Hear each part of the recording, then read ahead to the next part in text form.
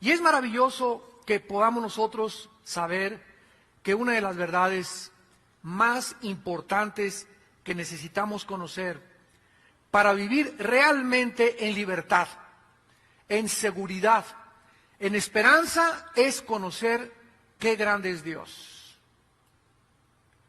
No fue hasta que Isaías pudo tener una visión de Dios sentado con las faldas que cubrían todo el templo y oír los querubines que decían: Santo, Santo, Santo, Señor Dios omnipotente, Dios de los ejércitos. No es hasta ese momento en que Isaías pudo ver su propia pecaminosidad.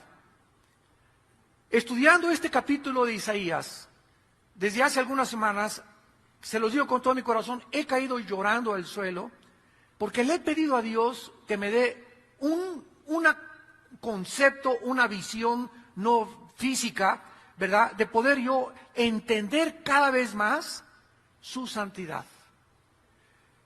Cuando nosotros entramos a la Biblia y vemos que Dios es un Dios santo y que nos manda que nosotros seamos santos como Él es santo, no es un Dios que nos dice: yo solamente te salvé para perdonarte tus pecados y para que te fueras al cielo, sino que nos manda que seamos santos, porque es la esencia del carácter de Dios. ¿Qué nos está diciendo Dios cuando nos dice que seamos santos como Él es santo? Nos está invitando a imitar su carácter, a que nosotros seamos separados del mal, que odiemos el pecado, que aborrezcamos el mal, que aborrezcamos y que tengamos su temor de Él en nuestro corazón, para que podamos verdaderamente ser como Él. Y no es hasta que el cristiano entiende que es el carácter lo que Dios anhela transformar en nuestra vida, pues el cristiano va a creer o seguir creyendo que lo que Dios quiere es que hagamos muchas actividades. Y aunque no es malo involucrarse en muchas actividades, lo más importante es tener el carácter de Jesucristo, la santidad, aborrecer el pecado, detestar todo aquello que Dios odia, aborrecer todo lo que Dios odia, para que podamos cada vez asemejarnos más y más y más a Él. Esto es lo que Dios quiere que nosotros entendamos, porque cuando comenzamos a santificarnos, a apartarnos del pecado, a odiar el pecado, a comenzar verdaderamente a amar las cosas que Dios ama, es cuando comenzamos a entender la Biblia. Es cuando comenzamos a tener revelación. La revelación no viene porque alguien me toque de repente y me tumbe al suelo y ya tenga yo el espíritu o la unción de Elías o de Eliseo. Esa revelación no viene así, viene a través de la santificación. No puede haber poder sin santidad. Entonces no es automática la santidad. Son días, meses, años que tenemos que caminar con Dios. Y cuando caminamos con Dios en santidad, no solamente nos da revelación, sino que comenzamos a caminar con una seguridad en la vida, con una confianza en la vida. Podemos decir: confía en Dios y haz el bien, y habitarás en la tierra y serás apacentado de la verdad. Deleítate a sí mismo en Jehová, y Él te concederá todas las peticiones de tu corazón. Encomienda a Jehová tu camino y confía en Él, y Él hará. No te exaltes, no te alarmes, no tengas ningún intento de hacer el mal, ni de envidia, ni de temor por las cosas que están pasando, porque Él exhibirá tu justicia como la luz y tu derecho como el mediodía. Y cuando podemos verdaderamente esas promesas apropiárnoslas, amanecemos y le decimos: Señor, gracias a Dios que yo no soy Dios. Yo no puedo cambiar la vida de mi esposa, de mis hijos, de la iglesia, de mi trabajo, de mi patria, de mi nación. Gracias a Dios que soy insignificante, soy tan pequeño ante tus ojos, Señor. Tú eres el Dios poderoso, tú eres el que puede hacer cosas. Yo quiero hoy, como un niño recién nacido, acurrucarme como un pollito debajo de las alas de la gallina y confiar en ti, esconderme en ti, Señor, y saber que estoy seguro, que estoy confiado, que puedo vivir bajo el amparo de tus alas, porque tú eres mi fortaleza, mi luz y mi salvación. Esa es la vida que Dios quiere darnos. Es una vida en abundancia, es una vida librados del temor, de la inseguridad, de la incertidumbre. Es una vida donde verdaderamente hemos entrado al reposo de Dios. Veamos pues que al conocer entonces a Dios en la Biblia y su asombrosa grandeza, vamos a vivir con esperanza y con seguridad. Y para asegurarnos de estas verdades y de que Él va a cumplir sus promesas, vamos a ver a continuación la lista de las cosas que el Espíritu Santo nos enumera acerca de qué grande es nuestro Dios.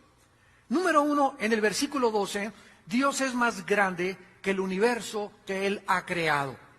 Dios es más grande que el universo que Él ha creado. Escuchen las preguntas que el Espíritu Santo nos hace. ¿Quién midió las aguas con el hueco de su mano y los cielos con su palmo? Con 3 dedos juntó el polvo de la tierra y pesó los montes con balanza y con pesado los collados. Vemos nosotros que en una comparación, como no puede usar Dios ninguna otra imagen ni ninguna otra ilustración, dice que todas las aguas de los océanos, de los ríos, de las lagunas, que los abismos que están dentro de la tierra, todo absolutamente lo que está aquí en este planeta es como si Él las tuviera en sus manos. No es nada más que una gota en sus manos todas las aguas de los océanos. Todos los cielos, las estrellas, los planetas y las galaxias no son más grandes que la palma de su mano. Entonces ponte esto en la imaginación. Imagínate así a Dios como un gigante increíble, con los millones de billones de billones de billones de galaxias que existen, con las estrellas que son 500,000 veces más grandes que el Sol. Estrellas 500,000 veces más grandes que el Sol. Para que tengas una idea, la Tierra cabe 1,000,000 de veces dentro del Sol. Nuestro planeta cabe 1,000,000 de veces dentro del Sol. Y el Sol tiene estrellas que son más grandes que él, 500,000 veces más. O sea, ni siquiera en nuestra imaginación podríamos asimilarlo. Ese Dios con todo ese universo vasto que existe, lo tiene en su mano.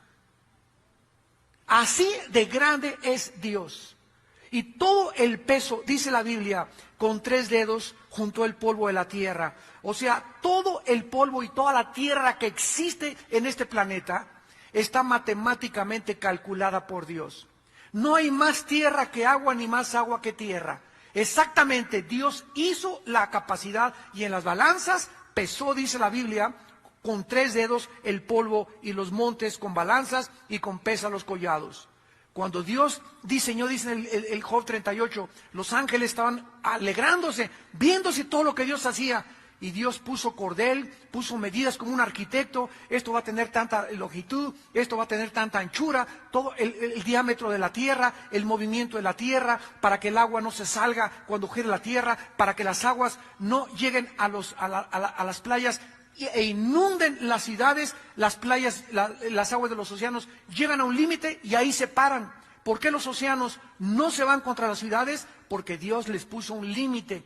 Dios calculó todo, los collados, los montes, el polvo, las aguas. Es un Dios infinitamente sabio. Como dice en Génesis 1:1, en el principio Dios hizo los cielos y la tierra. Dice en Hebreos 1, del 1 al 3, Dios, habiendo hablado muchas veces y de muchas formas en otros tiempos por los profetas, ahora nos ha hablado por su Hijo Jesucristo, a quien hizo el heredero de todo y por quien asimismo hizo el universo, el cual es el resplandor de su gloria, y habiendo hecho la purificación de nuestros pecados, se sentó junto al Padre, y Él es el que sostiene todas las cosas con el poder de su palabra. Este es el Dios que nosotros estamos sirviendo, un Dios increíblemente vasto, maravilloso, inmenso para nuestra capacidad que tenemos. Pero no solamente eso, sino que a ese hombre que crucificaron hace 2000 años, es por quien Él hizo todo lo que existe, y ese hombre que resucitó es el que está sosteniendo el universo con el poder de la palabra que tienes ahí en tu silla y que tengo yo en mis manos. La palabra de Dios. Cuando vengo a la palabra de Dios, tengo que tener reverencia, porque sé que cualquier cosa que yo lea de la Biblia es Dios, el Dios omnipotente y poderoso, el que está hablando a mi vida. Y que lo que Él me está diciendo es la verdad. Y que tengo que creerlo con todo mi corazón y con toda mi alma. Si digo que realmente tengo fe, tengo que creer y tengo que obedecer. Porque si no, sería como la persona que se mira en un espejo y se olvida cómo era, y así es el que ve la palabra y se olvida lo que Dios le dijo. En segundo lugar, dice el versículo 13 y 14, que Dios es más grande que cualquier maestro o consejero del universo. ¿Quién enseñó al Espíritu de Jehová o le aconsejó enseñándole? ¿A quién pidió consejo para ser avisado? ¿Quién le enseñó el camino del juicio o le enseñó ciencia o le mostró la senda de la prudencia? El conocimiento de Dios, el entendimiento de Dios y su justicia son infinitas. Él no necesita absolutamente que nadie, ni Descartes, ni Demóstenes, ni Platón, ni Aristóteles, ni los filósofos, ni los escritores, ni los políticos, no hay ni un premio Nobel, no hay ningún líder, no hay ninguna persona que jamás haya nacido, no hay nadie en el universo, ni los ángeles que son infinitamente más sabios que nosotros, ni los querubines que están todo el día diciéndoles santo, santo, santo. No existe nadie en el universo más grande en conocimiento que Dios. Así que si nosotros tenemos ese Dios que conoce todas las cosas, significa que Él conoce también nuestra vida. Y esto, ¿verdad?, funde nuestros fusibles, porque dijo Cristo que aún los pelos de nuestra cabeza estaban contados. Que los pajarillos del campo que valen 1 peso o 2 pesos, cada pajarito que se cae o cada pajarito que se muere, Dios sabe lo que le está pasando. Cuando un insecto, cuando una mosca la agarras y la matas, Dios sabe que mataste una mosca. Dios sabe que mataste un mosquito. Las hormiguitas que tú pasas y que tú las pisas, Dios sabe que fueron 375 hormigas las que pisó tu chancla. Este es el conocimiento de Dios. Los mismos átomos que forman la materia, los electrones y los protones y los neutrones que giran a una velocidad vertiginosa, Dios les dio esa velocidad. Y no hay un átomo que no se salga, un planeta que no se salga, sin que Dios no lo sepa. Este es el conocimiento de Dios tan maravilloso que existe. ¿Quién pues se puede atrever entonces a decirle a Dios, ¿por qué permite las tragedias? ¿Y por qué permite los tsunamis? Y si tú fueras Dios, yo no permitiría que se hubieran muerto 10,000 personas en un terremoto. Espérame tantito. Cuando Dios nos creó a nosotros, significa que Él es soberano en nuestra vida. Y si Dios te dio la vida, Él te la quita en el momento que Él quiere, como Él quiere y cuando Él quiere. Así que si se mueren 10,000 en un terremoto, esas personas se tenían que morir algún día, pero no nos gusta que se mueran aplastadas.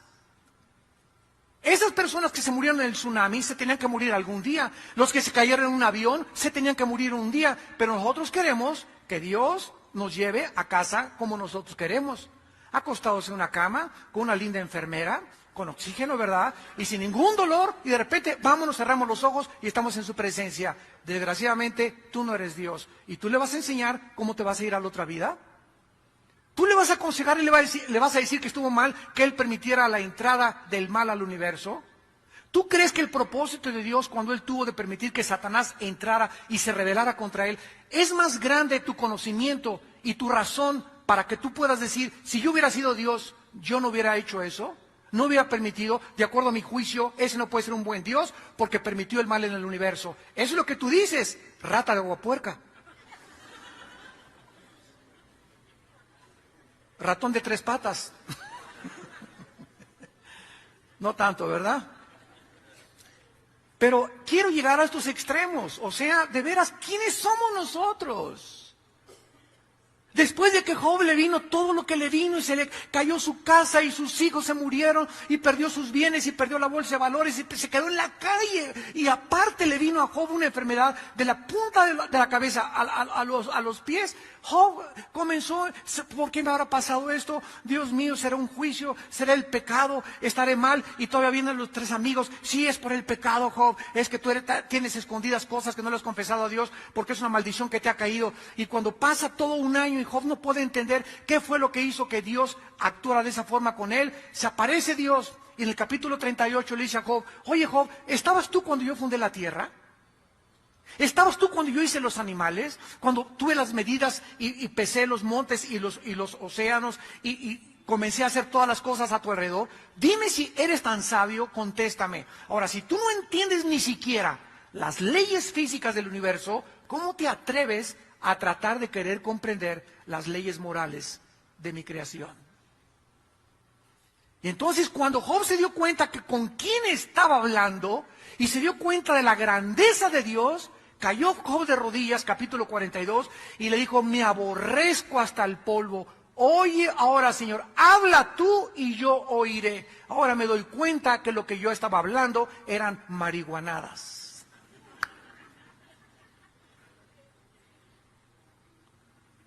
Dice en el libro de Daniel, capítulo 2, versículo 22, cuando Daniel tiene la revelación acerca del sueño, Dios revela lo profundo y lo escondido. Conoce lo que está en tinieblas y con Él mora la luz. En Romanos capítulo 11, cuando el apóstol Pablo habla acerca del misterio de por qué Israel ha sido puesto a un lado y la iglesia ha surgido ahora, pero que Dios no ha terminado con Israel y que dentro del plan de Dios está volver otra vez a levantar a Israel. Dice Romanos 11, versículo 33, oh profundidad de las riquezas, de la sabiduría y del conocimiento de Dios. Cuán insondables son sus juicios e inescrutables sus caminos. ¿Quién entendió la mente del Señor? ¿O quién fue su consejero? ¿O quién le dio el primero para que le fuese recompensado? Porque de Él y por Él y para Él son todas las cosas. A Él sea la gloria por los siglos. Amén. Pablo hizo lo mismo que Isaías. Lo mismo que Isaías. Oh, dice Pablo, si yo tratar de comprender todos tus misterios, ¿por qué haces esto? ¿Por qué haces aquello? ¿Por qué permitiste que este presidente surgiera en esta nación? Dios tiene un propósito para todo lo que Él está haciendo y para todo lo que Él permite. Y cuando nosotros entramos en su plan y entendemos sus caminos y sus pensamientos, entramos a ser dirigidos por el Espíritu Santo, porque todos los que somos hijos de Dios deberíamos de ser guiados por el Espíritu Santo y no por las corrientes del mundo.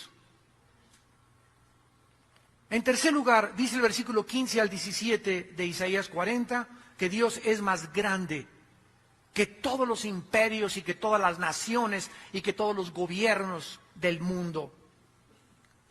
He aquí que las naciones, versículo 15, les son como la gota de agua que cae del cubo. O sea, si tú tomas ahorita las 200 naciones que hay en el mundo, aproximadamente creo que rebasamos las 200.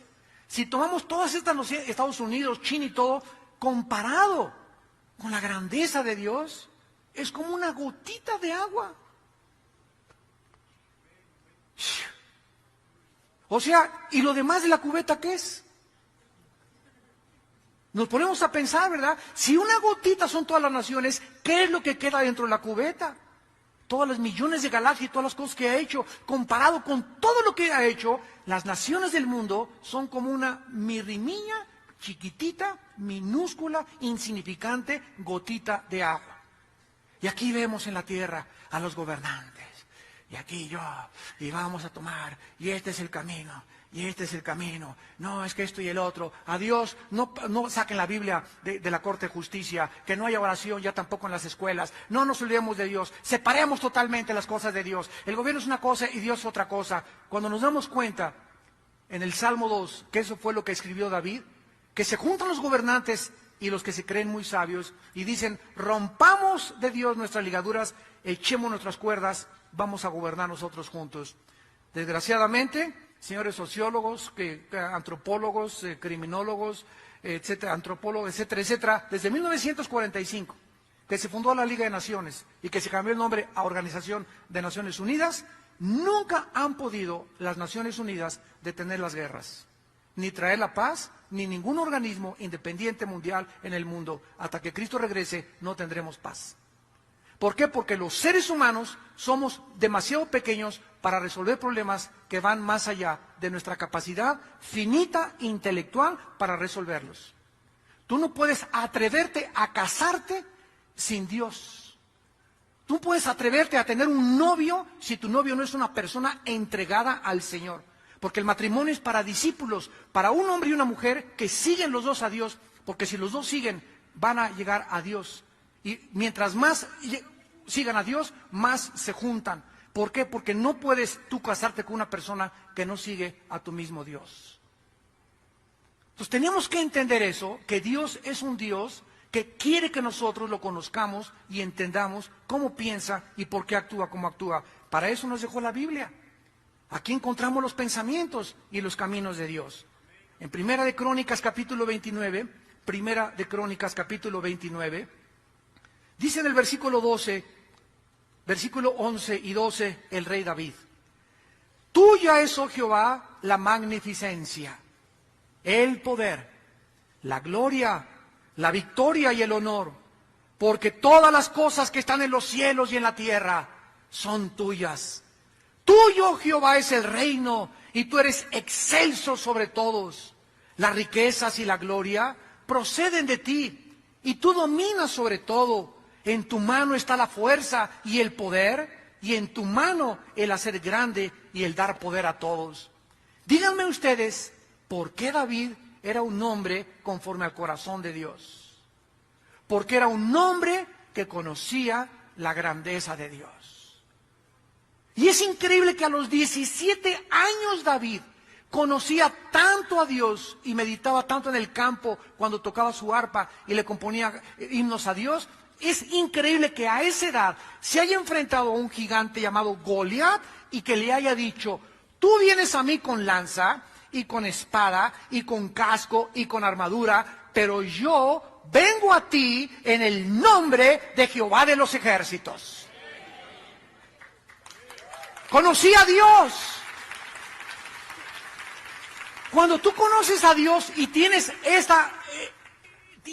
esta sabiduría, dime, ¿quién te puede hacer frente en tu vida? Nadie te podrá hacer frente durante todos los días de tu vida.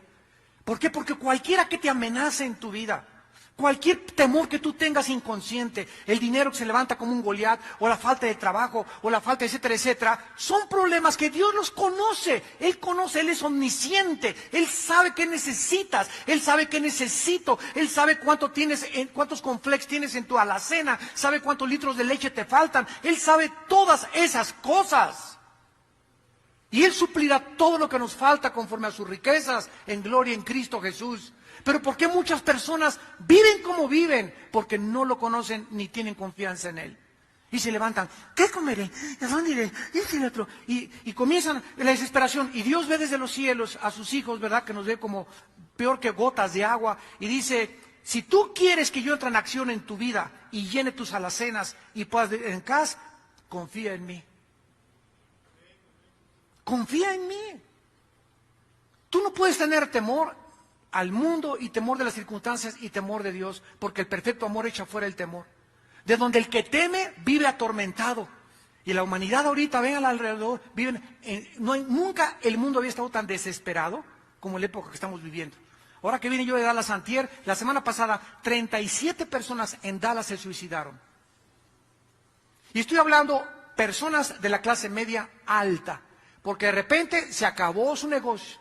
Los que invirtieron en la bolsa de valores, los que invirtieron acá, los que invirtieron allá, como todo es a crédito y todo es a crédito y todo es a crédito, se acaban los empleos, no tengo para pagar los intereses y lo que he pagado en 5 años han sido solamente los intereses, el interés principal de mi caso de mi carro.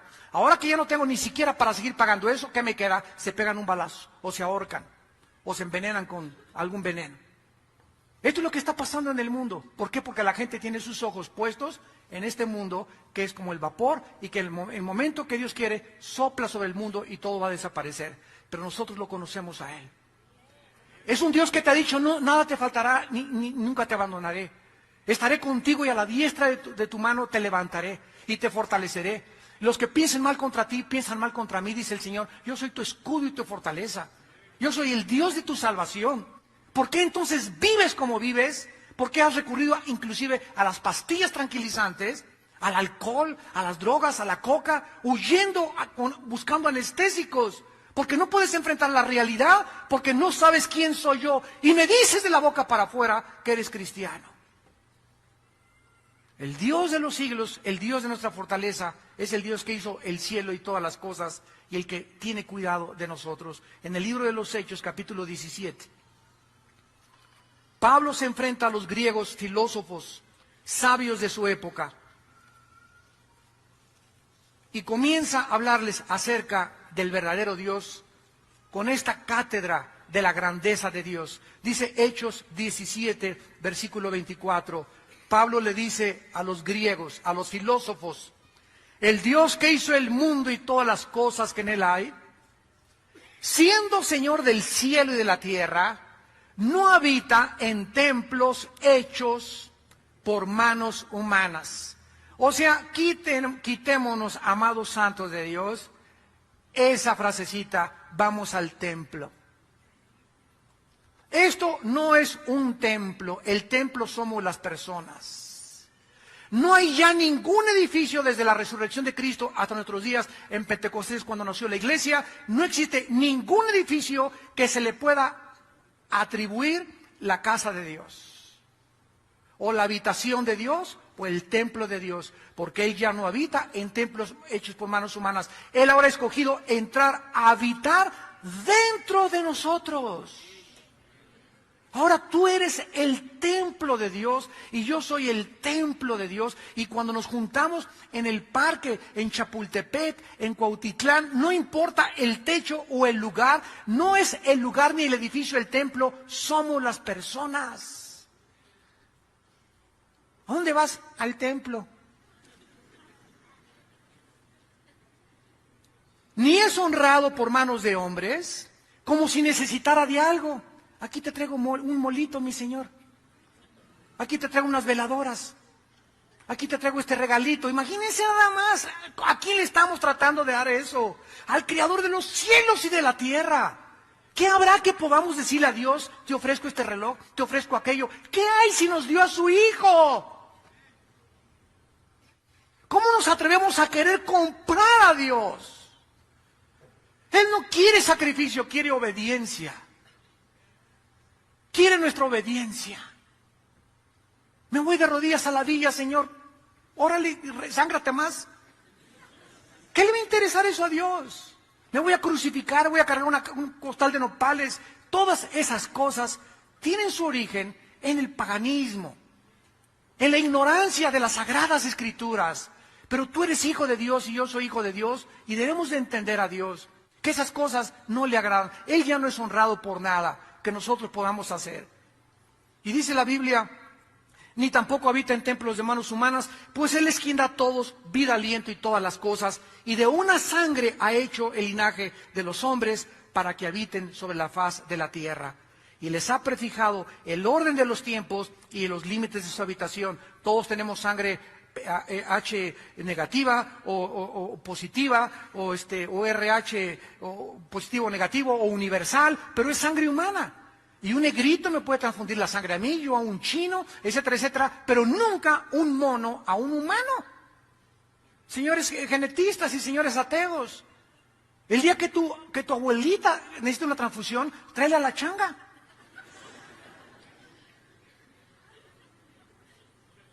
La misma composición de los cromosomas y la misma composición del ADN que tenemos nosotros, el código genético hereditario, impide que nosotros podamos cambiar de una especie a otra especie. Y esto fue escrito antes de que se descubriera en 1860 la ley de la herencia por Gregorio Mendel. Más de 18 siglos antes, el apóstol Pablo les dijo a los filósofos, a los que se creían muy sabios, ¿sabe una cosa? Todos los seres humanos somos una sola raza. No hay raza amarilla, no hay raza negra, no hay raza anglosajona. Somos una sola raza, somos la raza humana.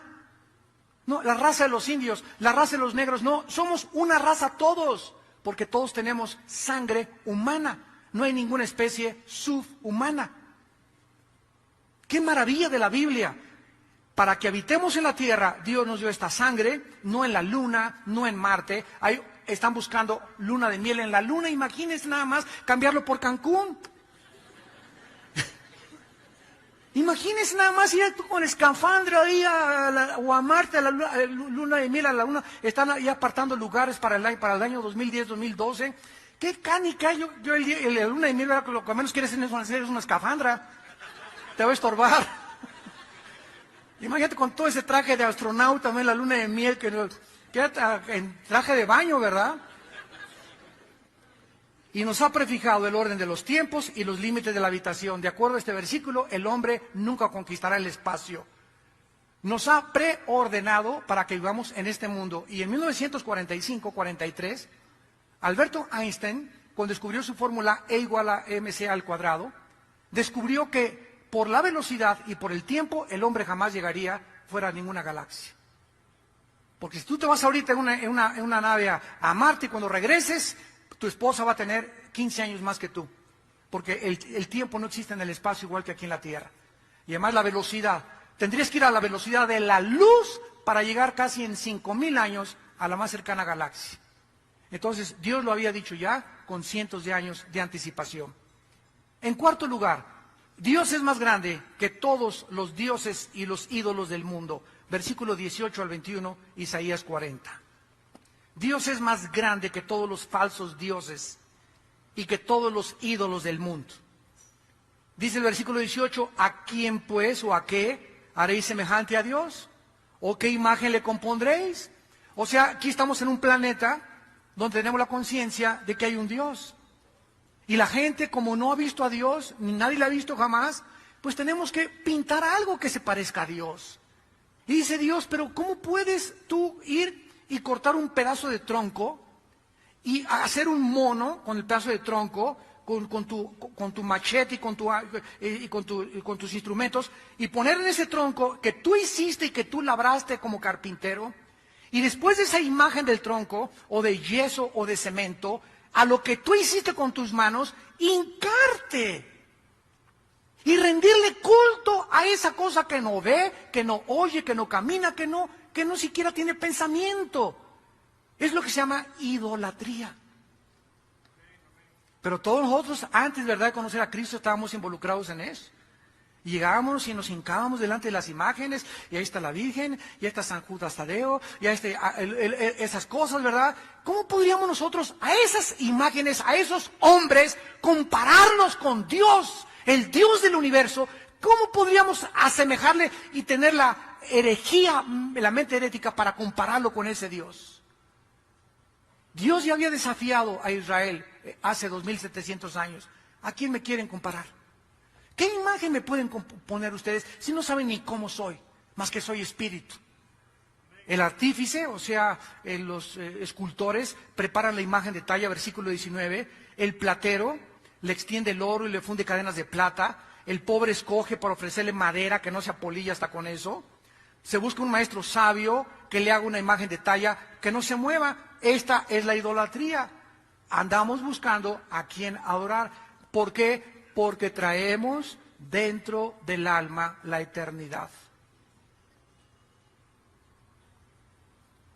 El ser humano nació a imagen y semejanza de Dios. Y como traemos la eternidad entre nosotros, los egipcios, al morir, le ponían la espada y la comida a sus muertos.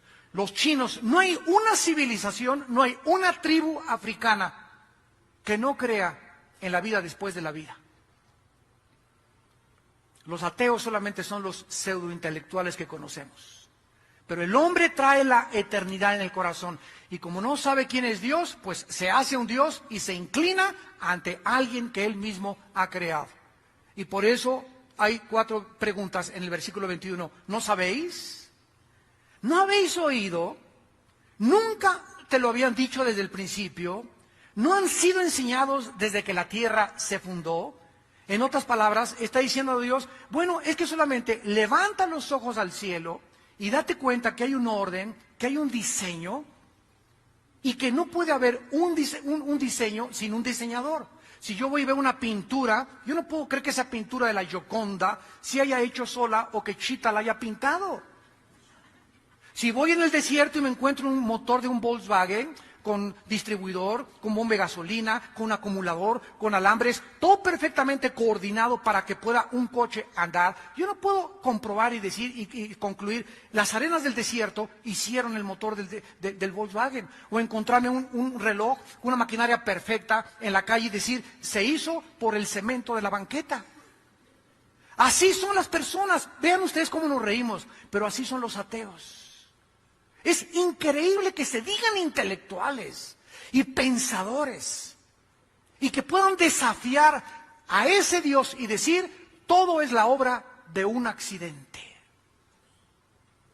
Todo apareció por un accidente, cuando la misma física comprueba que nunca del desorden ha surgido el orden, sino al contrario, del orden surge el desorden. De una explosión, como dicen, del Big Bang, surgió el universo. Jamás ni físicamente se ha comprobado eso. Pero esa es la soberbia intelectual del ser humano, por la cual la Biblia nos revela en esta mañana. Dios es más grande que cualquier Dios. En quinto lugar, Dios es más grande que los habitantes de este planeta. Versículo 22. Él está sentado sobre el círculo de la tierra. Tomen nota, 2360 años antes de Galileo Galilei. Ve y así frótale la Biblia en la nariz a tu maestro en la escuela.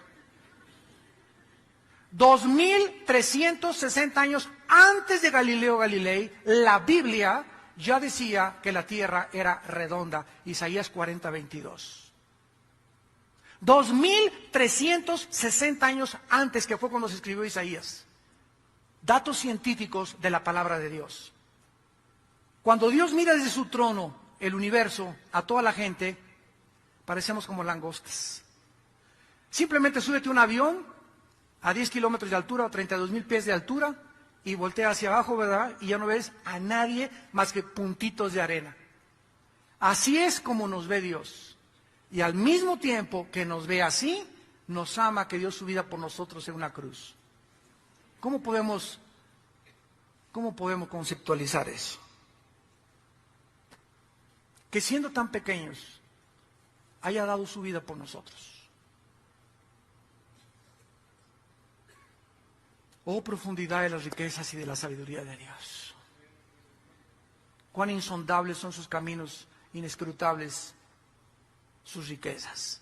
Dice en Isaías capítulo 2, versículo 22, Isaías 2:22, hablando de lo mismo: dejaos del hombre cuyo aliento está en su nariz, porque de qué él es estimado.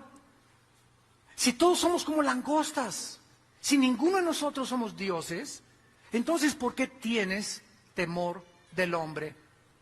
Entonces, ¿por qué pones tu confianza en un hombre?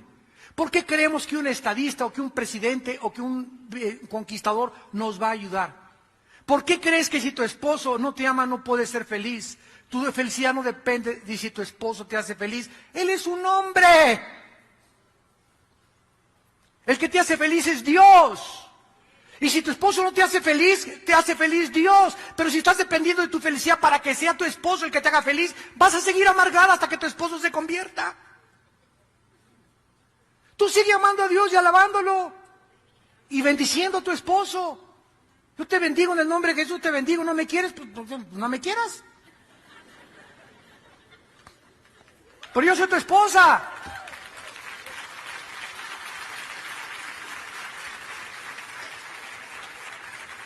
Tenemos que entender, igual en el noviazgo, ¿verdad? Ay, ese es para mi novio, ¿y qué voy a hacer? ¿Y los chochos? ¿Chochos por ese baboso? ¿Piensas quitarte la vida por ese tonto, por ese macarrón? Hay 10 más que Dios tiene para que escojas del cual va a ser el padre verdaderamente de tus hijos. ¿Cómo podemos creer y poner nuestra confianza en un ser humano? Dejaos del hombre cuyo aliento está en su nariz. Todos aquí abajo somos imperfectos. No podemos confiar en nadie, porque en el sentido de que si no tengo a mi esposa, si no tengo a mi esposo no soy feliz. Imagínense, ama a Dios con todo tu corazón, con todas tus fuerzas y con toda tu alma. ¿Por qué? Porque si tú amas a Dios con todo tu ser y con toda tu alma, el día que te falte tu esposa, o el día que te falte tu esposo, o tu novio o tu novia, no se te va a mover el tapete, porque tu amor principal estaba en Él.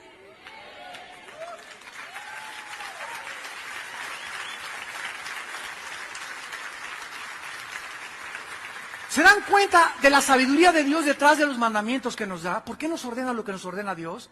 Cualquier día, ay, qué egoísta, qué ególatra, más quiere que lo veamos a Él. No, es que cuando Él nos dice, por ejemplo, no cometerás inmoralidad, nos está diciendo Dios, cada vez que pecas, te lastimas, mijito. Cada vez que pecas, te estás lastimando, te estás hiriendo. No quiero que te lastimes, di mi vida por ti. Por eso te digo, no cometas inmoralidad, no robes, no trances a tu vecino, no eches mentiras, porque cada vez que lo haces, cada vez que pecamos, estamos lastimándonos a nosotros mismos, porque el pecado nos hace sufrir. Esta es la razón por la cual nos dice Dios que seamos santos, porque Él es santo, porque Él odia la maldad y Él sabe que el pecado es la razón por la cual su Hijo en la cruz abrió sus brazos. Y si fue tan grande el precio que Él pagó por ello, compréndelo, asimílalo en tu corazón. Dios quiere que aborrezcas el pecado. Quiere tu felicidad, quiere darte una buena esposa, un buen esposo, un buen coche, una buena casa, pero por favor, obedécelo. Cree lo que Él te está diciendo. Él es más grande que cualquier cosa que pueda existir. En el capítulo 12 de Job, versículo 17, dice Job 12:17, Él hace andar despojados de consejo a los consejeros y entontece a los jueces. Versículo 24 y 25, Él quita el entendimiento a los jefes del pueblo de la tierra y los hace vagar como por un yermo sin camino. Van a tientas como en tinieblas y sin luz y los hace errar como borrachos. Ese es nuestro Dios. Hay esas personas en quien nosotros ponemos nuestra confianza, en quien creemos que nos van a ayudar, en quien creemos que si no y si entra mi cuñado de diputado, ahora sí la voy a hacer, y si entra el gobernador ahora sí la voy a hacer, y si sube el petróleo, ahora sí, y confiamos en el dinero, en el petróleo, en las personas que son como langostas delante de Él.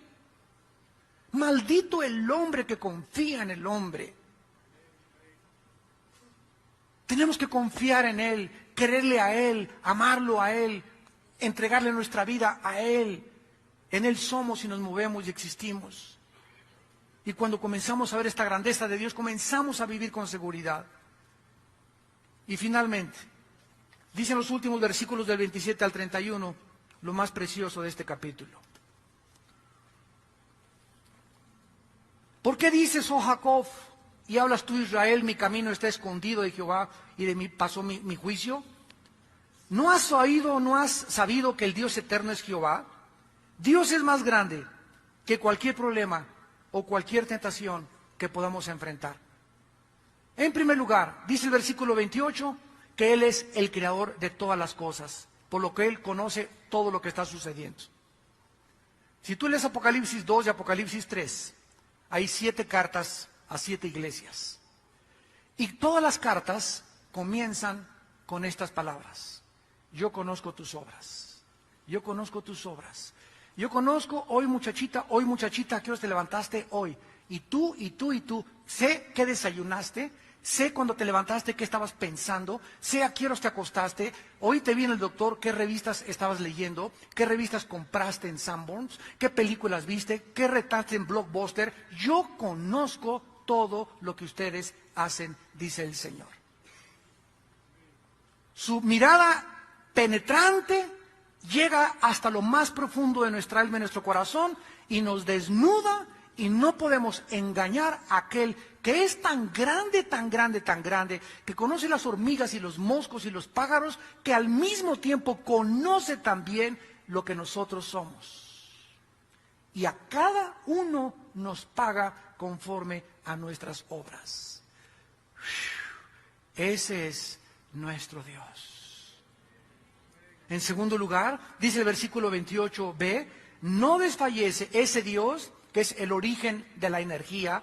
Nunca es posible que pueda cansarse o decir ya me tienen harto, y su entendimiento no hay quien lo alcance, ¿verdad? Él es el origen de toda la energía del universo. Él es la fuente de la energía. ¿Qué le pasa a un celular cuando tú se le acaba la pila y lo desconectas? Bueno, el cable, ¿verdad?, es como el cuerpo, el celular es como el alma y la luz es como el Espíritu Santo. Entonces nosotros, como un celular o como un foco, al conectarnos a la energía, sacamos algo que no es inherente en nosotros. Entonces, cuando yo vengo a la Biblia, me estoy conectando a Dios. No hay otro origen para mi energía, para mi ánimo, para mi fuerza, para seguir peleando, para no desanimarme, más que mi contacto con la palabra de Dios.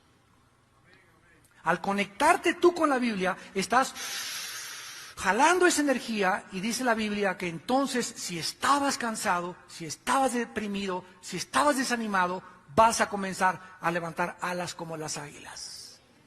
Esto es lo que Dios nos quiere enseñar en esta mañana. Él da esfuerzo al cansado y multiplica las fuerzas al que no tiene ningunas. ¿Cuántos de nosotros, yo continuamente llego a mi casa y caigo hincado, Señor, y así de todo lo que he visto, de todas las cosas, persecución y apatía y apostasía, etcétera, etcétera, que dices ya, problemas con los hijos, problemas en las iglesias, etcétera, etcétera, ya no puedo, Señor, ya la cabeza no puedes ni pensar, ¿verdad? Quisieras ya irte a Cancún, irte a Acapulco, pero no puedes escaparte por la puerta fácil, tienes que caer de rodillas y comenzar, Señor, en el nombre de Jesucristo, hubiera yo desmayado si no hubiera creído en ti. Oh alma mía, aguarda en Jehová, no te desesperes, confía en él, aliéntese tu corazón, el Señor vive. Y después de un tiempo de estar con él, comienzas a sentir algo y te levantas, y me levanto otra vez y me siento otra vez, ahora sí, como el gallito giro. Pero ¿de dónde viene esa energía, verdad? Es sobrenatural. No voy con el tequila ni con el alcohol, porque es lo que hace mucha gente. No, con el tequila, eso me va a dar ánimo, ¿verdad? O un pericazo de coca, o un bachichazo de la mota de la Golden de Acapulco. Todas esas cosas son anestésicos falsos. ¿Por qué la gente recurre a esas cosas? Porque no conocen a Dios. Pruébalo, dice el Señor, pruébame. Pruébame cuando te sientas así. No agarres la botella, no agarres la droga, no agarres las pastillas tranquilizantes, híncate y dame a conocer todas tus peticiones, y la paz de Dios, que sobrepasa todo entendimiento, guardará tus pensamientos y tu corazón en Cristo Jesús. Él guardará en completa paz a aquel cuyo pensamiento en él persevera, porque en él ha confiado. Isaías 29. Mi paz les dejo, mi paz les doy. ¿Qué es lo contrario a la acidez estomacal? ¿Qué es lo contrario al estrés? ¿Por qué la gente está estresada? ¿Qué es lo contrario a los problemas de las úlceras y de los ataques cardíacos? Lo contrario es la paz. Una persona que está estresada se comienza a enfermar del hígado, del páncreas, te sube la presión, afecta a tu sistema nervioso. Dicen que cuando se muere una persona, tu estrés está como en 200. Cuando hay un divorcio, tu estrés está como en 250. Y hay una cadena que han hecho, ¿verdad?, de ver qué es lo que produce más estrés en la vida de un ser humano. Manejar simplemente son como 30 o 40 grados de estrés. Nada más manejar en el periférico. Entonces, si nosotros comenzamos a ver y sumamos al llegar a la casa todas las veces que nos enfrentamos con el estrés y tenemos una cuenta de más de 100, nos damos cuenta entonces por qué estamos enfermos. Y llega el hermano, ¿verdad? Toque mi panza, hermano, en el nombre de Jesús. Reprenda el espíritu que tengo aquí adentro. Sáname, Señor. Y nuestro problema es que no tenemos paz con Él. ¿De qué te sirve que Dios te tumbe ahorita y que te sane? Si vas a llegar a tu casa y vas a vivir igual, vas a seguir comiendo igual, vas a seguir pensando igual. Dios no es la varita mágica de Aladín, ¿no? Pum, pum, pum, pum, pum, pum, pum, pum. Sano, sano, sano, sano, sano, sano. ¿Qué es eso? Ni la India María hacía eso. Y aquí terminamos y dice el versículo 28, no has sabido, no has oído que el Dios eterno es Jehová, el cual creó los confines de la tierra, como ya me lo explicó anteriormente. No desfallece ni se fatiga con cansancio, y su entendimiento no hay quien lo alcance. Él da esfuerzo al cansado, multiplica las fuerzas al que no tiene ningunas. Los muchachos, así como que están jóvenes y 18 años, por más que sean jóvenes, se fatigan y se cansan, porque son humanos. Los jóvenes también se flaquean y caen, pero comparándonos con los jóvenes, que ya no pueden, a los 18, 20 años parecen viejitos de 35 y 40, los que esperan en Jehová. Aquí está el centro y el núcleo de toda nuestra conferencia. La palabra esperar es la palabra hebrea kavá, que significa unir dos cosas o pegar dos cosas. Los que están así con Dios son los únicos que van a poder levantarse y enfrentar lo que nos queda de vida y las batallas que nos están esperando, porque están unidos con Él, y cuando estás unido con Él, Él es quien pelea tus batallas. Porque separados de mí, nada podéis hacer. Enfréntate a tu matrimonio sin Dios, enfréntate a tu trabajo sin Dios, haz un negocio sin Dios, sé padre sin Dios, sé madre sin Dios, haz lo que quieras sin Dios, y la ruina te está garantizada adelante de tu vida. Porque fuimos creados para caminar con Él. Fue el secreto de la vida de Jesucristo.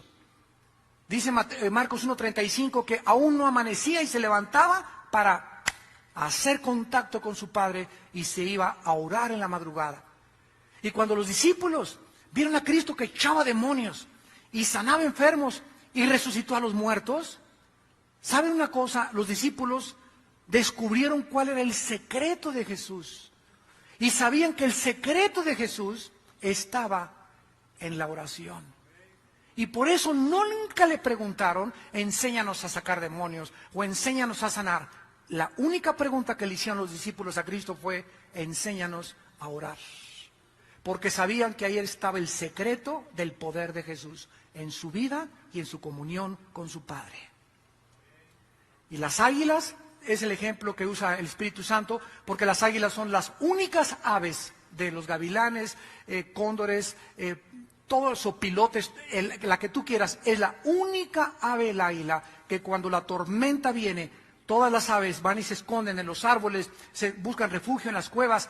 El águila es la única ave que cuando viene una tormenta no corre y se esconde, sino que vuela y se enfrenta a la tormenta para volar arriba de ella. Y así nosotros, cuando tenemos esas fuerzas sobrenaturales, porque no nos ha dado Dios un espíritu de temor, sino de valor y de poder, cuando enfrentamos los poderes, no huimos de la vida, no nos amedrentamos, no tememos, no nos desanimamos, no nos deprimimos 2 o 3 días, sino que hacemos contacto con Dios, venimos a la palabra, aumentamos nuestra vida de oración y vamos a comenzar a volar arriba de los problemas, y los problemas van a quedar abajo de nosotros, porque Él es nuestra fortaleza. Torre fuerte es el nombre de Jehová, a Él correrá el justo y Él será levantado. Padre, gracias por tu palabra. Gracias por tu palabra, Señor. Oh Dios, en esta tarde oramos por muchos hijos e hijas tuyas que están desanimados, que están deprimidos, que están estresados. Muchos que ustedes nos ven por la televisión, no hay un camino corto para el poder de Dios, ni para la santidad. Tienes que discipularte. Tienes que pagar el precio de conocer a Dios y de seguirlo con todo tu corazón. Bendecimos en esta mañana a todos ustedes que están caídos, afligidos, para que la paz de Dios, que sobrepasa todo entendimiento, guarde tus pensamientos en Cristo Jesús. Pídele perdón a Dios en esta mañana y dile: Señor, lávame con tu sangre preciosa. Me he separado de ti en mi soberbia, creyendo que puedo actuar y vivir sin ti. Oh Dios, tú eres mi fortaleza. Tú eres mi pronto auxilio en todas las tribulaciones. Diré a Jehová, castillo mío, roca mía, mi Dios, en quien confiaré. Como el siervo clama por las aguas, oh Dios, hazme que así mi alma clame por ti. Quiero tener sed de ti, quiero tener hambre de ti, quiero conocer tu santidad y ser cada vez más santo, porque tú eres santo. En esta mañana también tal vez habrá personas que no tienen a Cristo todavía, que tal vez vienen a visitarnos, o tal vez tienes varios domingos ya viniendo, pero no le has entregado tu vida a Jesucristo. Yo te pido en esta mañana que le entregues tu vida, que te arrepientas de tus pecados y que le digas a Cristo ahí desde tu corazón. Ustedes que nos ven en la televisión también, dile en tu corazón: Señor mío y Dios mío, te pido perdón por mis pecados. Creo que en la cruz tu Hijo Jesucristo pagó con su sangre por ellos y que a los 3 días lo levantaste de los muertos. Señor Jesucristo, te pido que entres a mi vida como mi Señor y mi Salvador, y te pido que me des la fuerza y el poder de vivir para ti. En el nombre de Jesús. Amén.